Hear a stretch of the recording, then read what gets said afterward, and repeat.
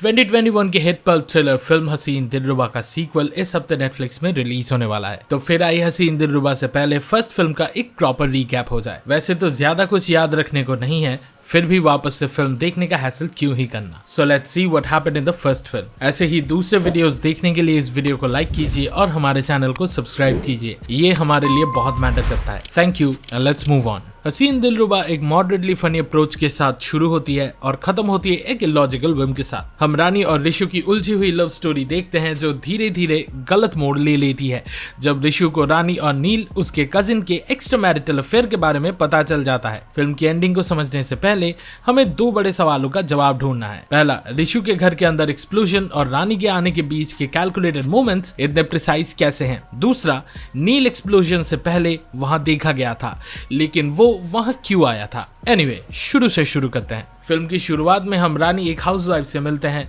बाहर से बाजार करके अपने घर के अंदर आने से पहले ही रानी के घर में एक भयानक ब्लास्ट हो जाता है और उसका पति ऋषु सक्सेना उस एक्सीडेंट में जल के मर जाता है।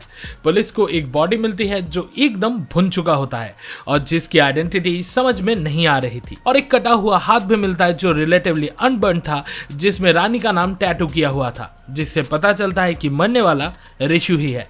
मूवी फ्लैशबैक्स के फ्लैशबैक्स और प्रेजेंट के बीच ऑल्टरनेट करती रहती है और अब पुलिस वालों को ही ये गुत्थी सुलझानी है। एक फ्लैशबैक में रिवील होता है कि उनका अरेंज्ड मैरिज हुआ था जहां ऋषु तुरंत ही रानी पर फिदा हो जाता है, जबकि रानी ने उससे सिर्फ इसलिए शादी की थी क्योंकि उसके बॉयफ्रेंड ने उसे धोखा दिया था। पर यह शादी रानी के घर वालों ने बहुत से झूठ बोल के दिए थे, इसीलिए उसका ऋषु और उसके फैमिली के साथ कांस्टेंट झगड़े चलते रहते हैं। ऋषु और रानी के जिस्मानी ताल्लुकात भी उतने सेटिस्फाइंग नहीं होते, एटलीस्ट रानी के लिए नहीं।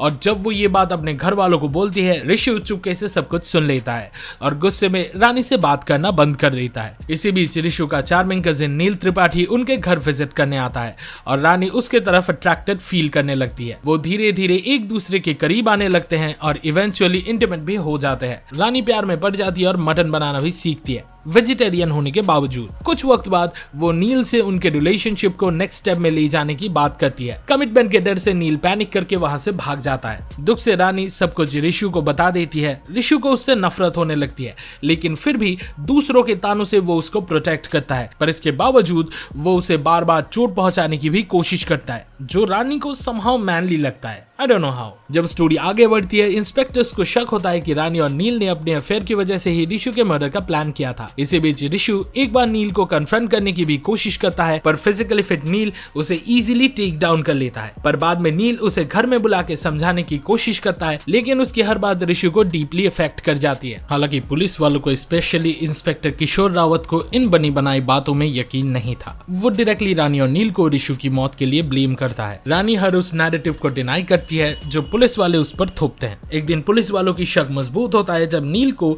एक सीसीटीवी फुटेज में उनके घर के पीछे वाले नदी में कूदते हुए देखा जाता है। ये सब एक्सप्लोजन से थोड़ी देर पहले होता है। इंस्पेक्टर्स रानी को इंटिमिडेट करते हैं और फिजिकली असॉल्ट भी करते हैं ताकि वो नील के वेयरअबाउट्स के बारे में बता दे। ये सब मर्डर वेपन को टेस्टिफाई और सर्च करने के लिए होता है। रानी जवाब देने से इनकार कर देती है और अपनी इनोसेंस पर बनी रहती है। अगले दिन रानी को लाई डिटेक्टर टेस्ट से गुजरने के लिए सेट किया जाता है, लेकिन वो अपनी शूज में कील लगा के जानबूझ के खुद को चोट पहुंचाती है ताकि अपने हार्ट रेट को रेज करके लाई डिटेक्टर को चकमा दे सके। पर पुलिस वाले और डॉक्टर ये तरकीब पकड़ लेते हैं। वो फिर से उसका टेस्ट ऑर्गेनाइज करते हैं। इन्वेस्टिगेशन के दौरान वो उससे इवेंट्स के टाइमलाइन के बारे में पूछते हैं। रानी के टेस्टामेंट के अनुसार उस दिन उसके इन लॉज टाउन के बाहर थे, तो उन दोनों ने अपने बुझ गए स्पार्क को रिवाइव करने के बाद ऋषु के दोस्तों को डिनर के लिए बुलाने का प्लान बनाया था। ऋषु इंग्रेडिएंट्स खरीदने गया था।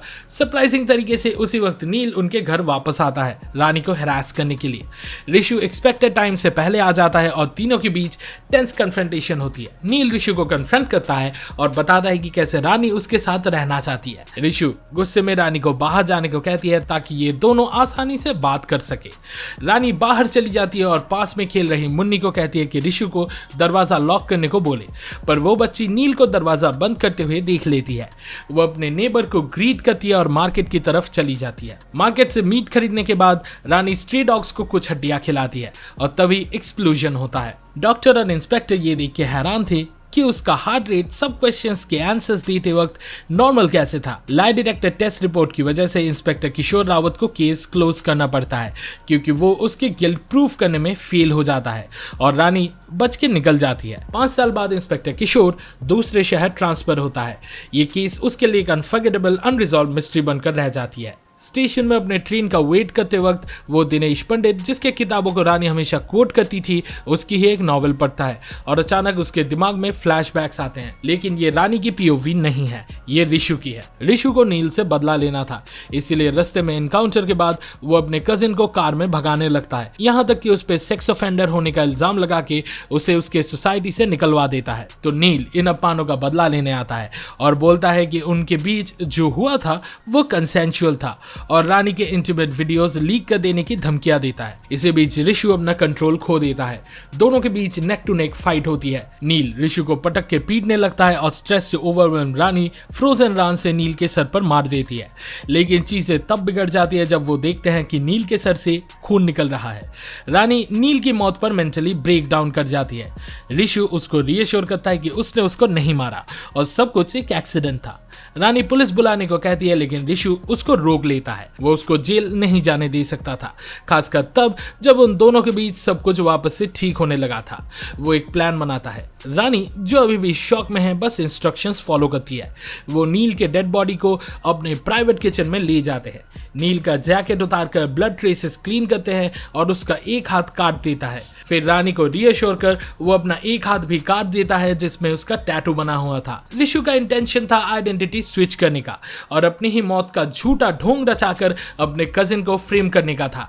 लोगों को लगता कि ऋषु विक्टिम है और नील असली मर्डरर। फिर रानी को मार्केट भेज नील का ड्रेस पहने वो नदी के रास्ते निकल जाता है और उसके घर में गैस लीक कर देने की वजह से ब्लास्ट हो जाता है।